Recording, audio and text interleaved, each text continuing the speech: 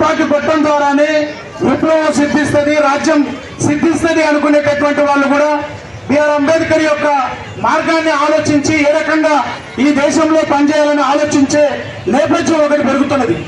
ఈ పరిస్థితుల్లోనే ఈ దేశంలో అనేక రకాల చట్ట సవరణలు తెచ్చి భారత రాజ్యాంగాన్ని సమీక్షించి దీన్ని మరింత నియంత్రించి మన యొక్క హక్కుల్ని హరించివేసి మనువాద బ్రాహ్మణవాద సిద్ధాంతాన్ని పెంచే వైపున మరొక వైపు ఆలోచన చేస్తున్నారు. ఒక 40-50 ఎంపీలతో ఆ గ్యాప్తో వాళ్ళు ఆగున్నారు తప్ప, లేకపోతే ఈ దేశంలో మనం సాధించిన స్వేచ్ఛ వాయువులన్నింటినీ కూడా మింగేసే వైపున ప్రయత్నం చేస్తున్నారు.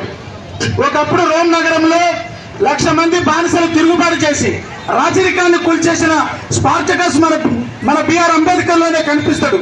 రాజగురు బ్రాహ్మణ వ్యతిరేక పోరాటం సాగించిన మన పెరియార్ రామస్వామి, అట్లాగే సాహు మహారాజ్, మన నారాయణ గురు, ఈ రకంగా ఈ దేశంలో అనేక అంశాల్ని ప్రవచించిన సిద్ధాంతీకరించిన అందరూ కూడా బిఆర్ అంబేద్కర్ లోనే ఆ స్ఫూర్తి మనకు కనిపిస్తుంది. జ్యోతిబా ఫులే మొట్టమొదట మనవాదానికి బ్రాహ్మణవాదానికి వ్యతిరేకంగా పోరాడిన జ్యోతిబా ఫులే కూడా బిఆర్ అంబేద్కర్ లోనే కనిపిస్తాడు. అంతేకాదు ఈ ప్రపంచంలో దోపిడీ చేస్తున్నారు కార్మిక వర్గాన్ని, వ్యవసాయ కూలీలను, అధికారాన్ని చేజిక్కించుకుంటున్నారు, ఇది కుదరదు అని చెప్పిన కార్ల్ మార్క్స్, స్టాలిన్, లెనిన్, ఈ తిరుగుబాటుదారులందరూ కూడా బిఆర్ అంబేద్కర్ లోనే కనిపిస్తారు. అందుకని మా కేతావత్, మా శంకర్ నాయక్ గారికి, అదే రకంగా ఇక్కడ ఉన్న పెద్దలందరూ కూడా ప్రత్యేకంగా విజ్ఞప్తి చేస్తున్నాం. బిఆర్ అంబేద్కర్ లో చూడండి ఓ స్పార్టకస్, ఓ జ్యోతిబా ఫులే, ఓ నారాయణ గురు, ఓ పెరియార్ రామస్వామి, అదే రకంగా స్టాలిన్, మార్క్స్, లెనిన్. ఈ దేశంలో ఒక అత్యుత్తమ విప్లవకారుడు బిఆర్ అంబేద్కర్, ఒక అత్యుత్తమ కార్ల్ మార్క్స్ బిఆర్ అంబేద్కర్. అందుకని ఇంత గొప్పగా జరగాలి. బిఆర్ అంబేద్కర్ సంబంధించినటువంటి చైతన్యం వెల్లువల ప్రవహించక ముందుకే మన తాతల తండ్రులు ఎందరెందరో ఈ వేదిక మీదకి 100,000 మందిని ఇక్కడికి సమీకరించే వాళ్ళు. మా బకరం శ్రీనివాస్, ఈ శ్రీనివాస్, అదే రకంగా అనేక మంది నాయకులు ఇక్కడ పెరిగిన తర్వాత రోజు రోజుకు ఈ సంఖ్య కూడా తగ్గిపోతుంది.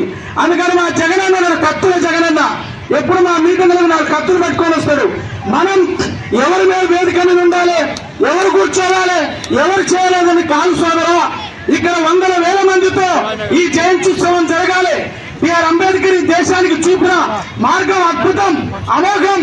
దళితులకు, కమ్యూనిస్టులు, విప్లవకారులందరూ జీతపత్యాలు పెరగాలని పోరాడుతూ ఉంటారు. బిఆర్ అంబేద్కర్ చెప్పిండు, జీతపత్యాల పోరాటం కాదయా, ఎవరైతే జీతం తీసుకుంటున్నారో అతని చేతుల్లోకి అధికారం రావాలని చెప్పిండు. ఎవరైతే దేశంలో దళితులు ఉన్నారో వాళ్ళ చేతుల్లోకి అధికారం రాకుండా నువ్వు పెంచే 5 రూపాయలు 10 రూపాయలు మాకెందుకు భయ్, మాకు అధికారం రావాలనేటటువంటి విషయాన్ని బిఆర్ అంబేద్కర్ చెప్పిండు. ఇంత గొప్ప విషయం ఎవరైనా చెప్పిండ్రా? ఏ ఒక్కరు కూడా చెప్పలే. అయిపోయింది. జైపాల్ రెడ్డి గారు 1 నిమిషం ఆపాలి. అయిపోయింది. మేము ఒక్కటే కోరుతున్నాం మిత్రులారా, ఈ రోజు బిఆర్ అంబేద్కర్ అధికారం కావాలని చెప్పిండు. అధికారం వైపున మనం ప్రయత్నం చేయాలి. అదే రకంగా ఎమ్మెల్సీలు ఉన్నారు ఇక్కడ. దళితుల విషయంలో ఒకే ఒక్క విషయం చెప్తున్న మిత్రులారా, 2 చేతులే ఆస్తులు కలిగినటువంటి వాళ్ళు, 90% దాకా భూములు లేనటువంటి వాళ్ళు, ఈ దేశంలో అన్ని వర్గాలకు నాయకత్వం వహించాల్సినటువంటి వాళ్ళు దళితులు. అంతరానితనం, అమానుషత్వం, పైశాచికత్వం, దౌర్జన్యం, కుట్ర కుతంత్రాలు వాటన్నిటి కూడా అనుభవిస్తున్నటువంటి వాళ్ళు, ఆత్మగౌరవం నశించి అనేక రకాల అణిచాట్లకు గురవుతున్నటువంటి వాళ్ళు ఈ దేశంలో మాదిగలు. బీసీ ముఖ్యమంత్రి కావాలనంటే మాకేం అభ్యంతరం లేదు.